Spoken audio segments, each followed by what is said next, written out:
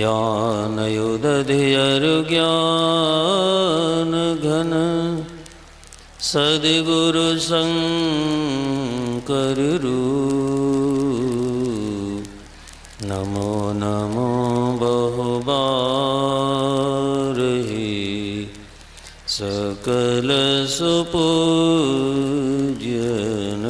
भो। सर्वेश्वर के स्वरूप सिंहासन पर विराजमान परमाराध्य संत सद्गुरु महर्षि में ही परमहंस जी महाराज के पावन श्री चरणों में कोटि कोटि शनमन। उनके पावन हृदय परम पूज्यपाद संत साही स्वामी जी महाराज के पावन श्री चरणों में कोटि कोटि शनमन। अपने निवास में विराजमान संत मत के प्रधान आचार्य परम पूज्यपाद ब्रह्म ऋषि चतुरानंद जी महाराज के पावन श्री चरणों में कोटि कोटि शनमन। मंच पर विराजमान पूजनीय संतजन, वंदनीय सत्संग प्रेमी माताओं एवं बहनों, यूट्यूब के माध्यम से महर्षि में हृदय चैनल पर जो भी श्रोता इस आनंदमय क्षण को देखते हैं और सत्संग का श्रवण करते हैं, उन सब को भी बार बार नमन और वंदन। और निवेदन है, जो लोग इधर उधर घूम रहे हैं वो थोड़ी देर अपना स्थान ले लें, क्योंकि अब कुछ ही समय सत्संग बाकी है। तो जितना लाभ उठा सकते हैं स्थिर करें, शरीर को मन को स्थिर करें और बुद्धि को सत्संग के शब्दों की ओर जोड़ने का प्रयास करें। अभी भक्ति के संबंध में सुनने को मिला और गोस्वामी जी को लिखना पड़ा कि जो काम हो नहीं सकते हैं वो हो सकते हैं, लेकिन बिना भक्ति के किसी का कल्याण होगा ऐसा नहीं हो सकता है। यहाँ तक उन्होंने कहा कि बांझ का पुत्र किसी को मार दे तो बांझ को पुत्र होगा तो फिर बांझ कैसे होगी, लेकिन बांझ को शरीर होता है। गोस्वामी जी अपना संशय प्रकट करते हैं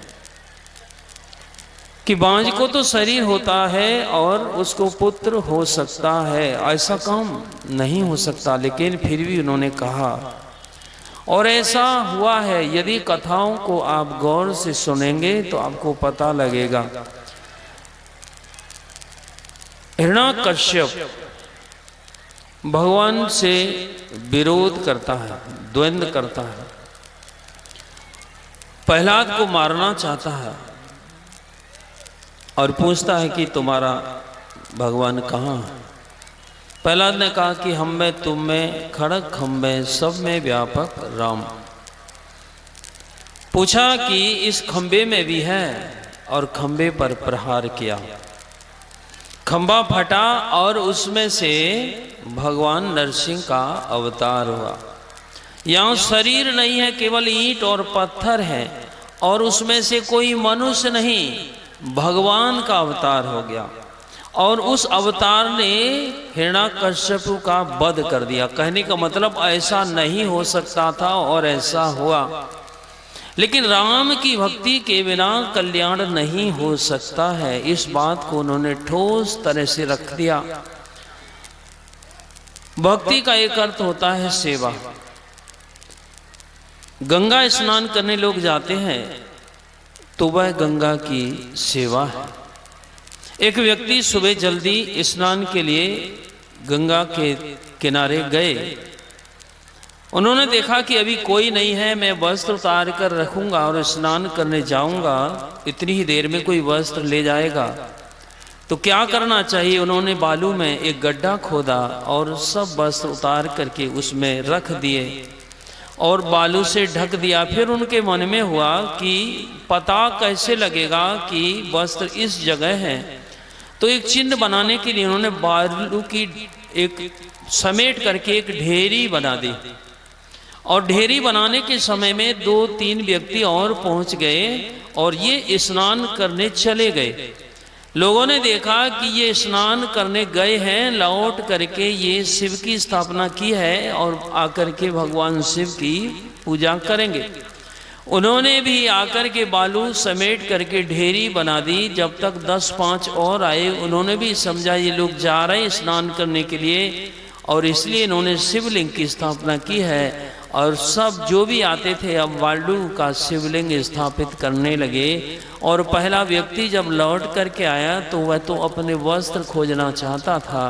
अब तो इतनी ढेरी बन गई थी कि अब उसको ये पता नहीं लगता था कि मेरे कपड़े कहाँ पर रखे हैं। कहने का अभिप्राय क्या है, जब राम सेतु रामेश्वर पर लंका की चढ़ाई के लिए भगवान राम ने पुल प्रारंभ करने का विचार बनाया, तो पहले उन्होंने कहा कि मैं भगवान शिव की आराधना करना चाहता हूं, तो पहले शिवलिंग की स्थापना होनी चाहिए।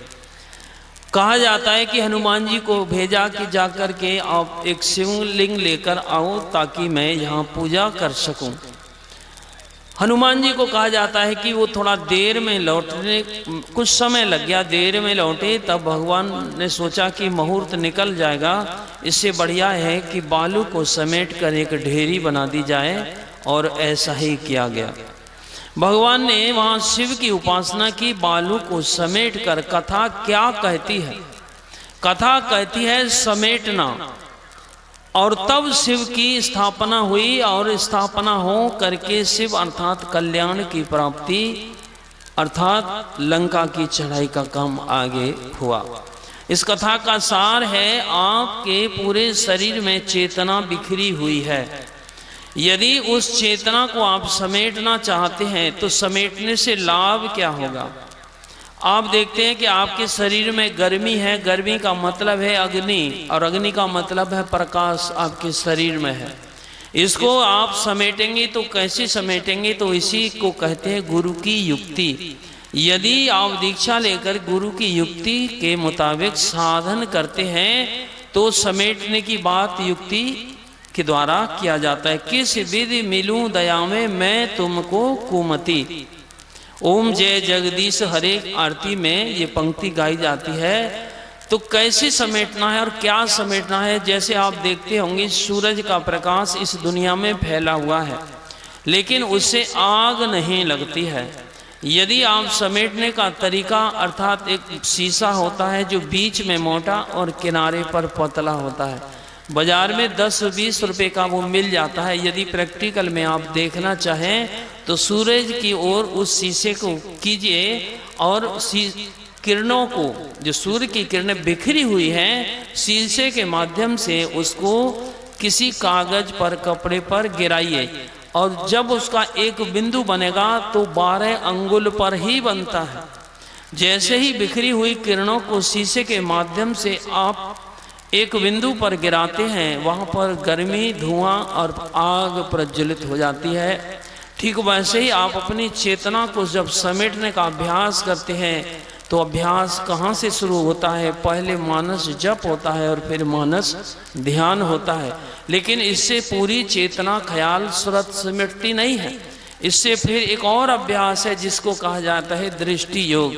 और दृष्टि योग का सीधा सा स्वभाव है, दृष्टि जब बाहर कहीं कुछ लिखा हुआ है उन शब्दों पर स्थिर करते हैं तो आप लिखे हुए को पढ़ लेते हैं। बहुत कम समय के लिए आपकी दृष्टि स्थिर होती है और पढ़ते हुए चले जाते हैं। ठीक वैसे ही किसी को पहचानना चाहते हैं तो अपनी दृष्टि को उनके चेहरे पर बिल्कुल कम समय के लिए स्थिर करते हैं, और जैसे ही स्थिरता होती है आप चेहरे को पहचान लेते हैं। जब ये दृष्टि बाहर स्थिर होती है तो बाहर की पहचान कराती है। जब आप गुरु युक्ति से इस दृष्टि को अंदर स्थिर करने का अभ्यास करते हैं तो अंदर की पहचान कराती है। तो अंदर कौन है, थोड़ा सा यही समझने का प्रयास करें। आप देखते हैं बाहर, सुनते हैं बाहर, सूंघते हैं बाहर, स्पर्श करते हैं बाहर, और जिह्वा पर जो स्वाद लेते हैं वह भी बाहर की ओर। लेकिन इनका सब कुछ बाहर होने पर अनुभव होता है आपको अंदर की ओर। इसका मतलब अंदर ही कोई ऐसी चीज है, अर्थात वह जीवात्मा अंदर ही है और उसी को देखना है। तो बाहर जो दृष्टि देखती है उसको उसी की ओर फेरो और यही असली भक्ति है। और वहाँ जैसे ही स्थिरता होगी तो आपको वहाँ परमात्मा के चरण का दर्शन होगा, अर्थात बिंदु दर्शन होगा, जिसको अरूढ़याम रूप भी कहा गया है। समय की बात है, यही थोड़ा सा आप लोगों की सेवा में निवेदन किया गया। और छोटी सी बात है, यहाँ सब कुछ अस्त व्यस्त था और बड़ी मुश्किल से यहाँ सब कुछ तैयारी की गई, लेकिन इतने कम समय में इतना अद्भुत कार्यक्रम, इतने जन समूह, इतनी अस्त व्यस्त पानी की परेशानी वर्षा के कारण, लेकिन फिर भी लोग हिले नहीं। ये अद्भुत कृपा गुरुदेव की है जो प्रत्यक्ष आप लोगों के रूप में दिखाई पड़ती है। गुरु महाराज की प्रत्यक्ष कृपा का दर्शन यदि देखना चाहते हैं, महाधिवेशन के अंतिम समय में इतनी भीड़ कभी नहीं देखी गई है जितनी भीड़ अभी भी है। तो गुरु महाराज की प्रत्यक्ष कृपा है। श्री सद्गुरु महाराज की जय। चेतना का सिमटाव करें, अंदर आपको अपना स्वरूप दिखाई पड़ेगा। आप थे पूज्य स्वामी साहिब शरण जी महाराज,